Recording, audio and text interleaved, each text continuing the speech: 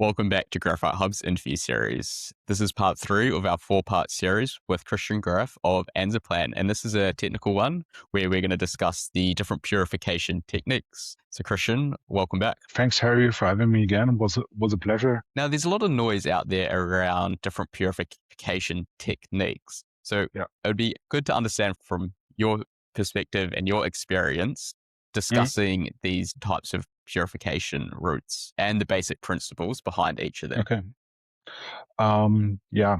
So if you want to talk about main routes, I would differentiate basically 3 of them. And the chemical routes, they got 2 sub routes.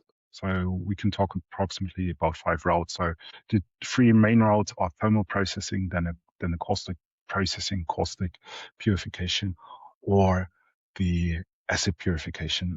Let's start on the very beginning, or what's all common with them.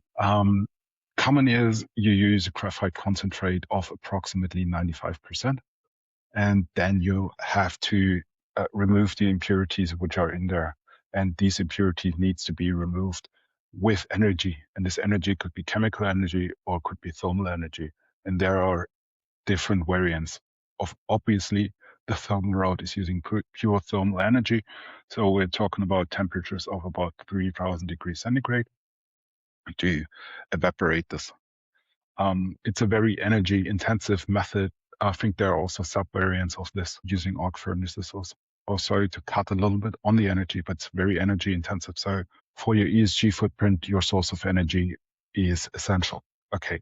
And when we then move into the chemical routes, you still have the trade-off, but you substitute some of the energy of the thermal energy into chemical energy. Therefore, you're working at much lower temperatures. Starting with the caustic routes, typically working at higher temperatures. So there's a caustic baking, which starts at temperatures of above 300 degrees centigrade. So you mix it with caustic soda, mix it with graphite, and then you dissolve your deleterious elements and do some washing steps. To move the temperature a little bit lower, you have to increase slightly the chemical consumption, and you move into caustic leaching routes where you mix it in a water, caustic soda, mix your graphite, put it in autoclave and heat it up to 300 degrees centigrade. So the autoclave is really needed to hold the water in the system that the reaction can work out there. And then moving into the HF base routes or acid routes. First is the HF route. We are going even lower on temperatures, but the HF brings some aggressiveness, some chemical energy in the system as well.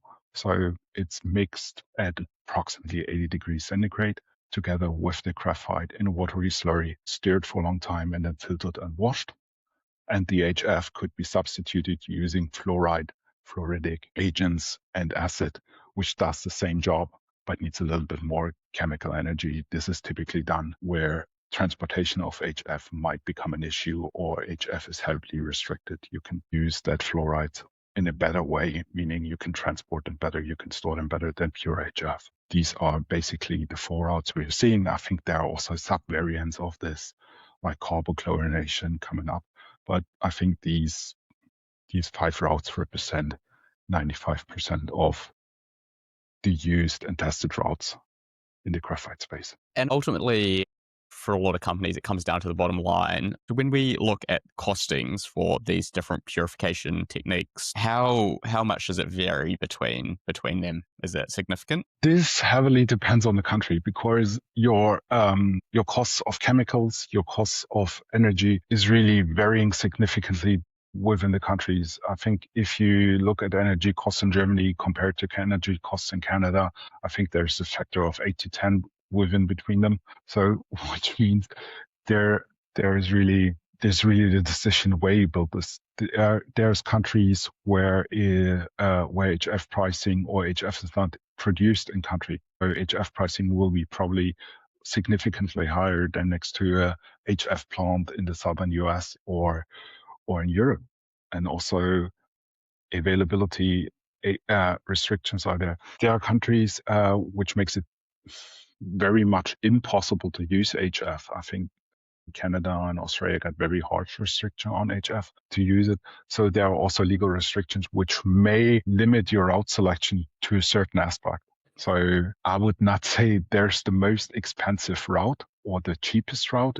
it really depends on the country. And on that basis, which route is most commercially proven and common these days? I think this is a little bit different, and the dynamics is completely different because as 95% of the purified graphite comes out of China, the cost situation in China is approximately the same, and there an HF-HCl route is the most commonly route. So what are we having in China? We have basically everything at significantly lower prices than in the West. We have way cheaper chemical costs, way cheaper energy costs. We have way cheaper labor costs. We have way cheaper gas costs. And therefore, that HF route is very favorable there. If you move outside of China, the conditions that are applied in China is probably not translatable in a Western jurisdiction framework, in a Western ESG framework, and also that costs are not sustainable. We saw cost sheets or balance sheets of Chinese production and the consumptions that are put in, and we say, okay, this is not going to work out in the West. But the most proven route or most economically used route in the moment is really HF-HCl, which is done in China. Typically, there's also some HNO3 with that, but this is the route that RMO is used. What you also have to consider, if you use HF to produce purified graphite, then you have to consider where is this HF coming from, and HF is coming from fluorspar. Fluorspar is a critical mineral itself, so if you scale up significantly this production, you will scale up the demand of fluorspar, a scarce mineral. So also for the future, you have to consider, do I have the security of supply with that? Okay. And then looking at each of these different techniques, how does the yield differ across them? Okay. I think if we're looking at purification, yield is probably not the value. What is significantly on the purification is what is my chemical consumption? Does it fit the regional cost structure pretty well? How is my wastewater treatment? How do I deal with my waste? These are cost drivers of the purification route. If you're talking performance drivers, how well does my route match my composition of my feed material? Do I have a high silica feed material? Then I need probably more HF, or HF is a more attractive route to move forward. If I have a more mica or clayish impurities in my graphite, then probably a caustic route turns out more effectively. As you mentioned, yield in connection with spherical production, this is really critical for the sterilization, and for the sterilization, the yield is of most importance because it defines how much material you need to produce 1 ton of spherical graphite. Maybe 5-7 years down the road, the yield on the Chinese sterilization were at 33%, which means for 1 ton of spherical graphite, you need 3 tons of flake graphite. If you move this up to, let's say, 50%, which is now a good average that you see on the market, is you need just 2 tons. So you cut down 50% of your feed material costs. And when you move that to 63%, we are talking 1.66 tons. So also there's a cost advantage. So yield, when it comes to spherical graphite, is associated with the sterilization and is not associated with the purification. That's good to know. Final question for this episode is around battery grade graphite. We've seen over the last couple of years how difficult it actually is to qualify graphite into a cell maker or an OEM. Why is this case? Why is it so difficult? Okay. Typically, battery graphite is commonly understood or oversimplified to 99.95% of fixed carbon content. But if you look at the spec sheets of each of the single suppliers, these purification values, or these head assay values, as we call them, is not the only truth. So you also have to look on the impurities. So what is left in my graphite? How much iron is left? And these values are also specified to 30, 20, maybe 10 ppm. So you also have to look at iron, copper, sodium values of this. And then on top of this, there's also common the physical characteristics of the material. So we're talking about tap density. So how well does this material compact? It gives a nice approximation. How well could you pack the anode, and how dense the energy in the later resulting battery cell would be? And then also about specific surface area, which is pretty interesting for the electrochemical characteristics.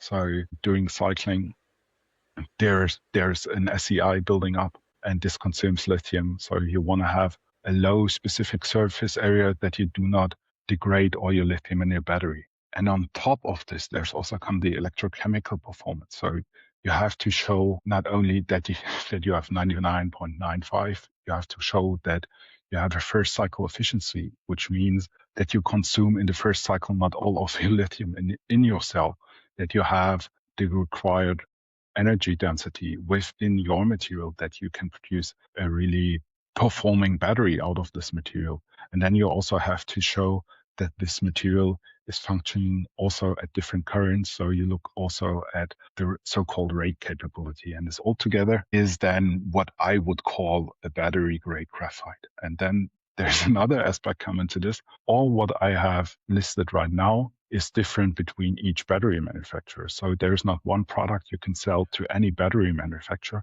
Each battery manufacturer might have a different spec because their battery goes into different applications and their battery needs to perform differently, which translates into different material characteristics. So you have to have a kind of adaptable process that can tune finally to these different specifications. Yeah, I think based on that, who would want to get into graphite? It sounds quite challenging. I think it's not challenging.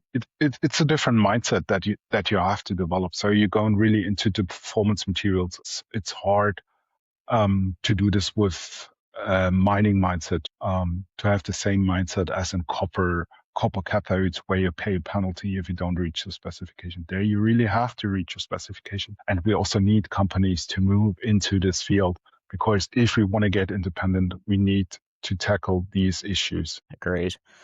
Well, that wraps it up for episode 3. Thanks, Christian, and we'll see you on the next episode. Look forward to that. Great. Thanks, everyone, for tuning into this episode of Graphite Hub's interview series. We'll see you next time.